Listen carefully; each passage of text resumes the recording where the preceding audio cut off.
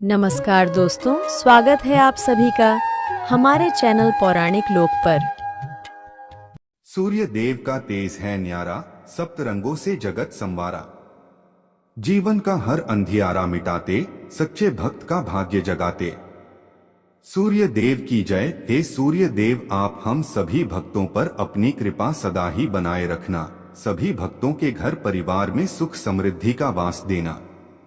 मित्रों, हमारे सनातन धर्म में रविवार का दिन सूर्य देव को समर्पित किया गया है। ज्योतिष शास्त्र के अनुसार 9 ग्रहों में से सूर्य देव को सभी ग्रहों का राजा माना गया है। सूर्य देव की पूजा आराधना करने से कुंडली के सभी दोष दूर हो जाते हैं और साथ ही सूर्य देव का आशीर्वाद भी प्राप्त होता है। कुंडली में सूर्य यदि मजबूत अवस्था में हो तो व्यक्ति को समाज में मान सम्मान और सुख समृद्धि की प्राप्ति होती है। कहा जाता है कि जो भी भक्त रविवार के दिन सूर्य देव की पूजा आराधना करता है और उनकी इस कथा का श्रवण करता है, भगवान सूर्य देव उस व्यक्ति पर सदा ही अपनी कृपा बनाए रखते हैं। तो चलिए मित्रों, नवग्रहों के स्वामी सूर्य देव को प्रणाम करते हुए सुनते हैं रविवार के दिन सूर्य देव की पौराणिक कथा।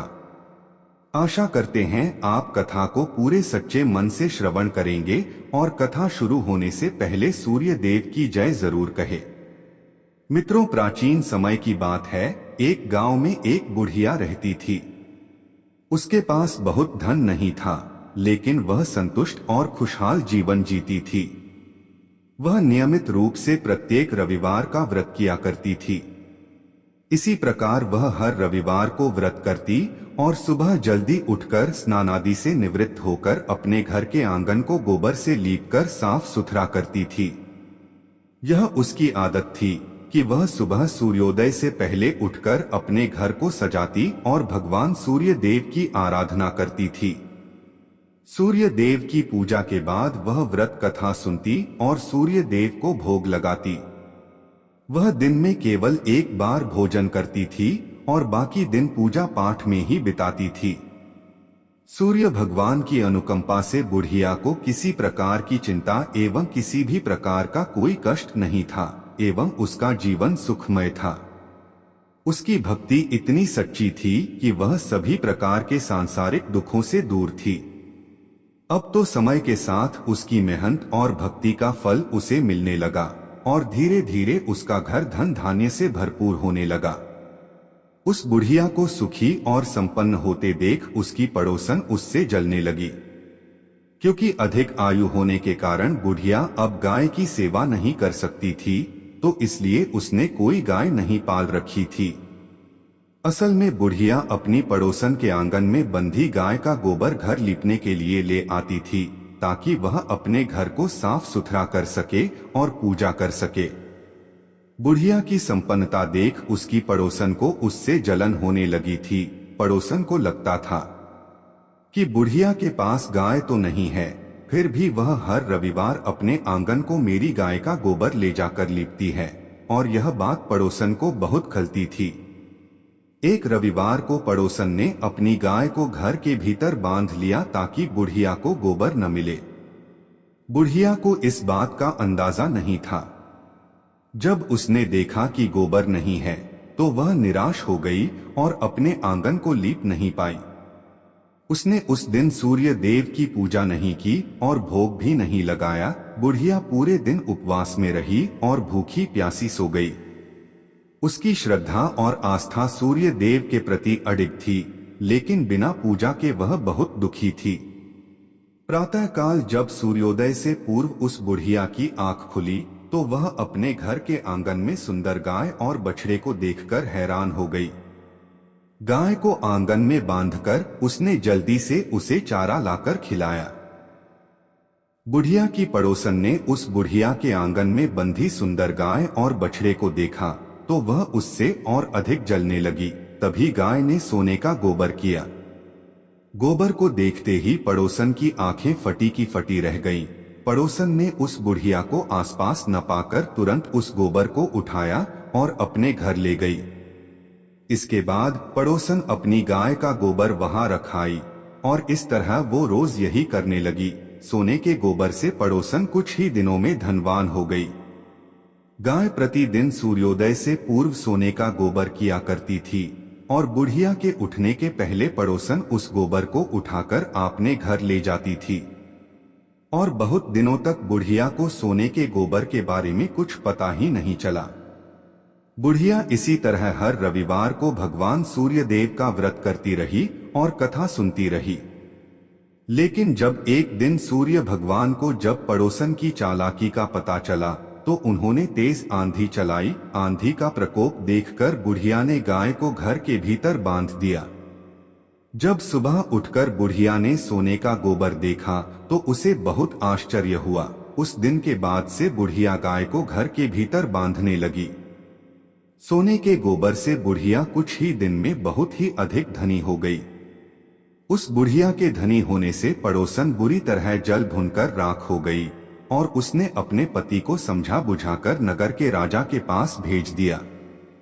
सुंदर गाय को देखकर राजा बहुत खुश हुआ। उसने गाय को महल में ही रखवा लिया। सुबह जब राजा ने सोने का गोबर देखा तो उसके आश्चर्य का ठिकाना न रहा। अब तो बुढ़िया सूर्य देव से अपनी गाय वापस पाने के लिए प्रार्थना करने लगी। सूर्य भगवान को भूखी प्यासी बुढ़िया को इस तरह प्रार्थना करते देख उस पर बहुत करुणा और दया आई। उसी रात सूर्य भगवान ने राजा को स्वप्न में कहा, राजन, बुढ़िया की गाय व बछड़ा तुरंत लौटा दो, नहीं तो तुम पर विपत्तियों का पहाड़ टूट पड़ेगा, तुम्हारा महल नष्ट हो जाएगा। सूर्य भगवान के स्वप्न से बुरी तरह भयभीत राजा ने प्रातः उठते ही गाय और बछड़ा बुढ़िया को लौटा दिया। साथ ही राजा ने बहुत सा धन देकर बुढ़िया से अपनी गलती के लिए क्षमा मांगी। राजा ने पड़ोसन और उसके पति को उनकी इस दुष्टता के लिए दंड दिया। फिर राजा ने पूरे राज्य में घोषणा कराई कि सभी स्त्री पुरुष रविवार का व्रत किया करें। रविवार का व्रत करने से सभी लोगों के घर धन धान्य से भर गए। राजनगर में चारों ओर खुशहाली छा गई।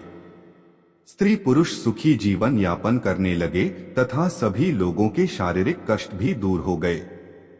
मित्रों, पहली कथा समाप्त हुई। बोलिए सूर्य भगवान की जय। जय जय सूर्य देव। अब सुनते हैं सूर्य देव की दूसरी कथा। प्राचीन समय की एक नगर में एक निर्धन ब्राह्मण रहता था। वह सूर्य देव का अनन्य भक्त था। ब्राह्मण संसार के सुख दुख से परे केवल सूर्य देव की आराधना में लीन रहता था। वह हर रोज सुबह सबसे पहले नहाता और सूर्य भगवान की पूजा करता था। उसके बाद अन्य काम किया करता था। उसकी भक्ति इतनी गहरी थी कि उसकी सुबह की पहली किरण और शाम की अंतिम पूजा सूर्य भगवान को समर्पित होती थी। लेकिन भक्ति के इस मार्ग ने उसे संसार के कठोर सत्य गरीबी से दूर नहीं किया। उसकी झोपड़ी टूटी फूटी थी और पेट भरने के लिए घर में एक समय का भोजन भी नहीं हो पाता था। उसकी पत्नी रोज उसे ताने देती, दिन भर पूजा करते हो लेकिन घर में चूल्हा जलाने को अन्न तक नहीं होता है। भला कहीं भक्ति से पेट भरता है तो क्या ही बात होती। ब्राह्मण हर रोज अपनी पत्नी की बातें सुनता लेकिन अपनी भक्ति से डिगता नहीं था। पड़ोसी भी उसे निकम्मा कहकर अपमानित करते थे। कोई कहता, सारा दिन इधर उधर घूमता है, जैसे कोई बड़ा तपस्वी हो। इन तानों और उपेक्षा ने उसके मन को गहराई तक आहत कर दिया। एक दिन उसने निर्णय लिया कि अब इस संसार को छोड़कर केवल सूर्य भगवान की शरण में जाऊंगा। एक दिन ब्राह्मण ने सुबह जल्दी उठकर स्नान किया, पूजा की सामग्री ली और जंगल की ओर चल पड़ा। चलते चलते उसे एक निर्जन स्थान मिला जहां एक सूखा हुआ पीपल का पेड़ और एक लगभग सूखा हुआ तालाब था। ब्राह्मण ने सोचा, यही स्थान मेरी भक्ति के लिए उपयुक्त है। उसने पीपल के नीचे बैठकर सूर्य भगवान की आराधना शुरू की। पूजा समाप्त होने पर उसने तालाब से थोड़ा सा पानी लिया और सूर्य भगवान को अर्घ्य दिया। जैसे ही पानी बहकर पीपल की जड़ों और तालाब में पहुंचा, एक अद्भुत चमत्कार हुआ। सूखा हुआ पीपल हरा भरा हो गया, उसकी शाखाएं हरी भरी पत्तियों से भर गईं। वहीं तालाब स्वच्छ जल से भर गया। जब ब्राह्मण ने सूर्य देव की आवाज सुनी तो वह घबरा गया और सोचने लगा कि इस पीपल में कोई भूत रहता है, जरूर वही मुझे आवाज दे रहा है। और ब्राह्मण बिना कुछ कहे वहां से लौट गया। अब तो हर रोज जब ब्राह्मण पूजा करता तभी उस तालाब से आवाज आने लगती। रोज यह सुन सुनकर वो चिंतित होकर दुबला होने लगा। ब्राह्मण की पत्नी कभी कभी उससे मिलने जंगल में जाती थी। एक दिन उसने अपने पति से पूछा, आप दिन पर दिन दुबले हुए जा रहे हैं। उसने अपनी पत्नी को सारी घटना कह सुनाई। उसकी पत्नी, जो सामान्यतः उसे ताने देती थी, इस बार अपने पति की बात सुनकर गंभीर हो गई। उसने कहा, यह कोई भूत प्रेत नहीं है, यह स्वयं सूर्य भगवान हैं, जो तुम्हारी भक्ति से प्रसन्न होकर तुम्हें वरदान देना चाहते हैं। ब्राह्मण ने चिंतित होकर पूछा, लेकिन मैं उनसे क्या मांगू? मेरी मांग छोटी हो तो जीवन भर पछतावा रहेगा, और अगर मैं कुछ भूल गया तो? पत्नी ने मुस्कुराते हुए कहा, तुम्हें उनसे यह मांगनी चाहिए कि नौखंड के महल में सोने के पालने में अपने पोते को झूलते हुए अपनी आंखों से देख सको। इससे तुम्हें धन, संतान, सुख और दीर्घायु सब कुछ मिल जाएगा। अगले दिन ब्राह्मण ने उसी स्थान पर जाकर सूर्य भगवान की पूजा की। पूजा के अंत में सूर्य भगवान फिर प्रकट हुए और बोले, हे ब्राह्मण, अब बोलो, तुम्हारी क्या इच्छा है? ब्राह्मण ने साहस बटोरकर वही शब्द कहे जो उसकी पत्नी ने सिखाए थे। सूर्य भगवान मुस्कुराए और बोले, तथास्तु, तुम्हारी मनोकामना पूरी होगी। जब ब्राह्मण घर लौटा तो उसने देखा कि उसकी टूटी फूटी झोपड़ी की जगह एक विशाल और भव्य महल खड़ा था। महल के चारों ओर दास दासियां कार्य कर रही थीं। अंदर से उसकी पत्नी सुंदर वस्त्रों और आभूषणों से सजी हुई बाहर आई और बोली, स्वामी, यह सब आपकी भक्ति का फल है। सूर्य भगवान ने आपकी मनोकामना पूरी कर दी। ब्राह्मण ने विस्मित होकर पूछा, इतना धन लेकर हम करेंगे क्या?